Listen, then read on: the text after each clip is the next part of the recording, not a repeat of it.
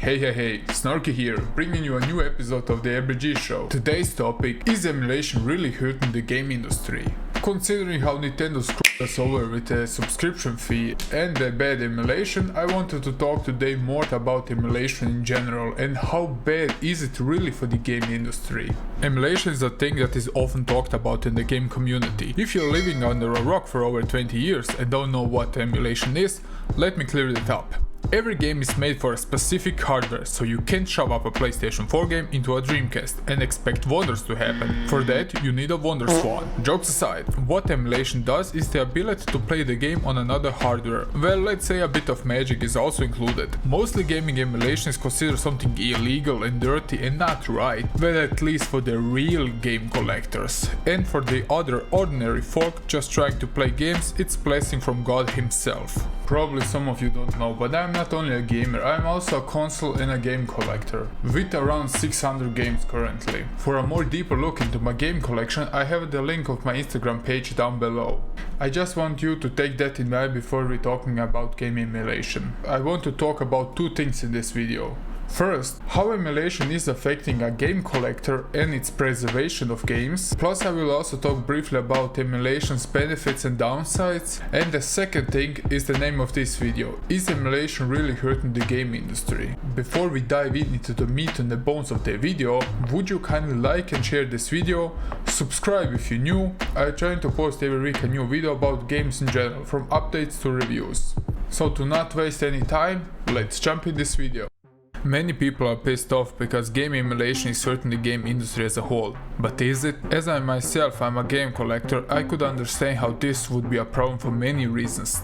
First, if the pirates are sharing a new video game, it could happen that the game company doesn't get enough sales, which could lead that a certain franchise dies off, even if the game is good, and it would be heartbreaking for many fans. Let's just imagine we don't get a Cyberpunk sequel game. That would be catastrophic. Do you sense the sprinkles of sarcasm here?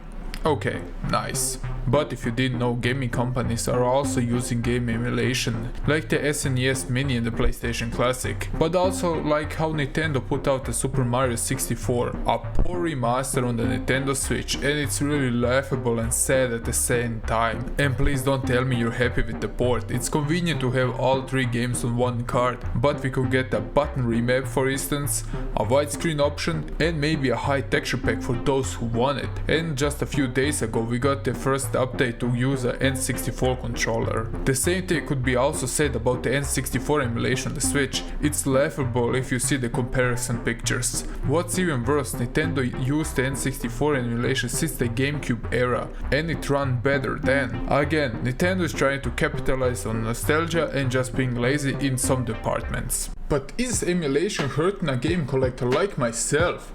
Well, I would say no. Gaming emulation is around over 20 years. What hurts more the game collector are the fake auction prices. How the heck is a sealed version of Super Mario 64 worth 1.5 million? Are you kidding me?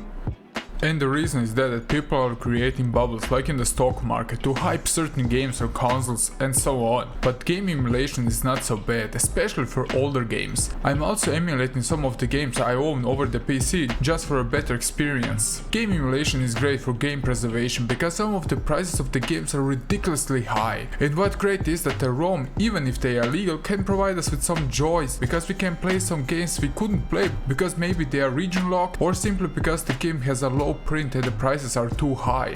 To even consider like putting out $300 for a Castlevania Symphony of the Night is a tough pillow to swallow, and some games cost even more. And if the game companies won't give us a remaster or a proper way to play the game, there aren't many alternatives left. If we take in consideration that the hardware and also the CDs and cartridges will die out, ROMs are actually a great way to preserve the games. One more thing is, if the games are so old that the game company will not profit from the sales, the only person profiting from the sales are the resellers or even worse, scalpers. And every true gamer, well, at least I'm speaking on my behalf, even if they can emulate a game, they will try to get a copy from themselves so they can enjoy the game in their collection, and also to enjoy the case, the booklet, the CD and so on. Emulation has many benefits. You can experience many of the games you grew up with in full glory, in 4K, widescreen or smoothing option, so you can see the games throughout the eyes you maybe saw it as a child, let's say with the nostalgic goggles on. As I grew up with the PlayStation 1 and a CRT, I could good remember the games how they looked like without an upscaler or emulation. But I'm also a guy who loves to play the games on a simple 4x4 format with a CRT filter,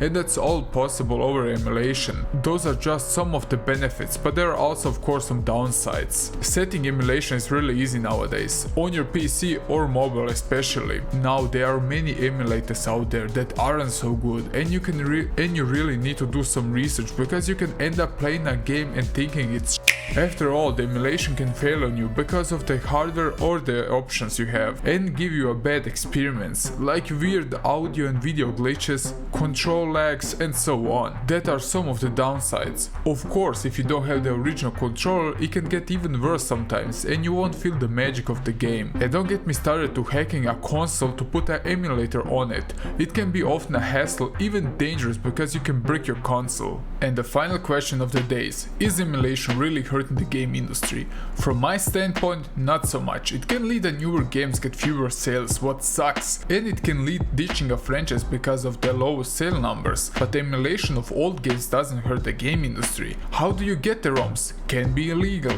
even if possessing an emulator isn't. By the way, I'm also not condoning downloading ROMs, just to state. But now let's talk about bit more about newer games. How many times in recent history did we get screwed up by the game companies? I mentioned Cyberpunk with a purpose. We waited so long, and what did we get? I played the game for 2 hours, I got 2 corrupt save files, and my PC froze constantly after quitting the game. What the heck? I also need to mention Fallout 76. Like, what the fuck? It's not everything black or white. There is also a grey area that I will consider emulation, and in the end of the day, do what your heart pleases and you think it's correct. Some of my fondest memories were made on the emulator. That's how I played the first 3 generations of Pokemon plus the Pokemon trading card game. And don't get me started on the Harvest Moon games on the Game Boy Color and Game Boy Advance. That was like 2004.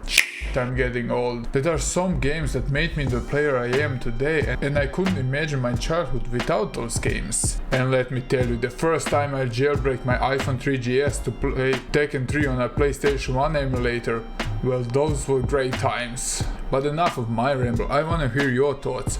Do you use emulators? Do you think that emulators are bad? And what do you think about Nintendo's N64 emulation, Nintendo Switch? I'm really curious to hear your opinions. Hope you liked this episode of the RBG Show. I have also made a tutorial video about the PlayStation 1 emulator and how you can run PlayStation 1 games up to 4K. If you're interested, the link will be down below. And now, would you kindly smash that like button if you didn't, subscribe, share the video, and I'm thanking you for the support lately. You are all amazing. This is all from me now, and until the next video. Snorky, over and out.